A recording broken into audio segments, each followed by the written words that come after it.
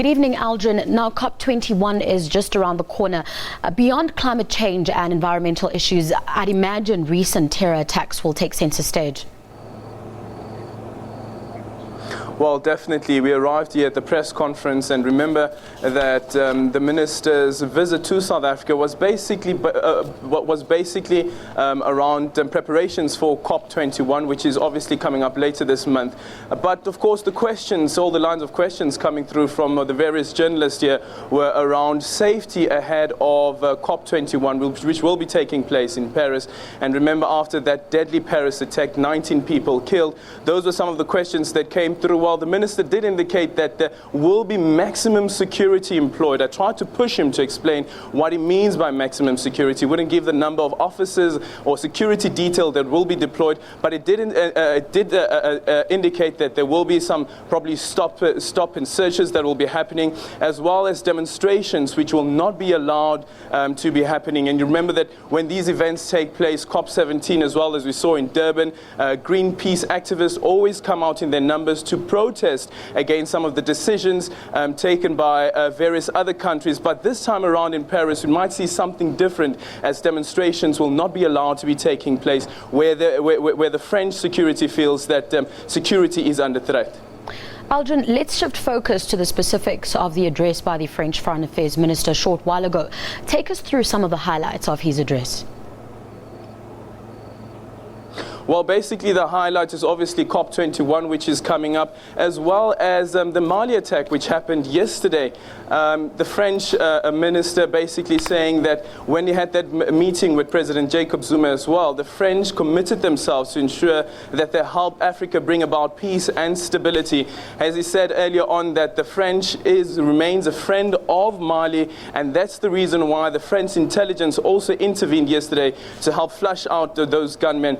Asked about whether France will change its strategy around flushing out militants in Mali. As we heard, there's two terrorist groups which have links to Al-Qaeda, taking claim of the terrorist attack yesterday.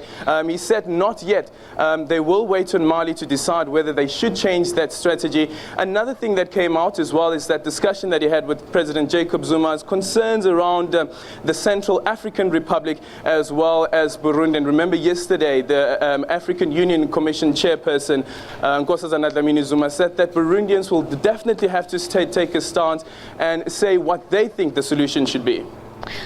Now, Aldrin, you just mentioned that the minister was talking about the friendship that Mali has with France. We know that Mali is a former colony, and would you say that France is coming in and assisting in Mali because they feel like somehow the Paris attacks are linked to the attacks that we saw in Bamako yesterday? Well, definitely. If you look, for instance, at the French troops' presence in Mali, they've been there since 2013, and they've been helping out in flushing out Al-Qaeda, which is trying to take control of Mali or turn it into an Islamic state. And basically what he's saying is that the French remains committed to help training the various troops. Yesterday as well, the French intelligence were part on an advisory basis as the Somalian troops went into that hotel yesterday and tried to get out those gunmen and save some of the hostages. So definitely that commitment remains there. I asked him earlier on as well about the African Defence Force, which is set to become operational next year. And he says that the French has always been supportive of that project. And again, the French will avail themselves to help train those troops who will come up and help ensure that Africa experiences peace and stability. And remember that the AU's deadline is that peace and stability must be ensured by 2030. Aldrin, France's allies, including the US and Britain, have come out strongly against the recent terror attacks. Is there an indication of the stance that African countries have, specifically South Africa?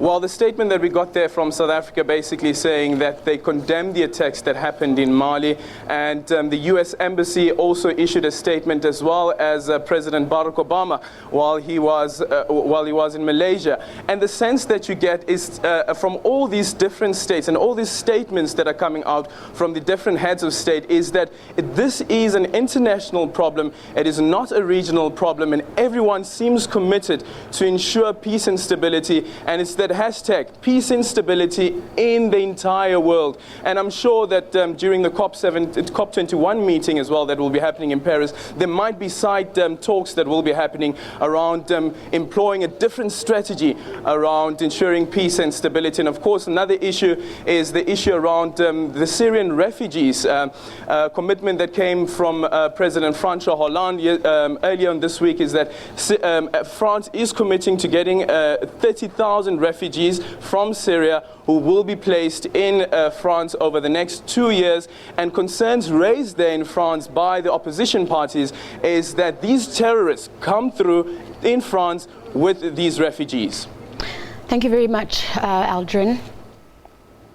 That was our reporter Aldrin Sampear joining us live from Pretoria for an update on the meeting that took place earlier with President Jacob Zuma and French Foreign Minister Laurent Fabius.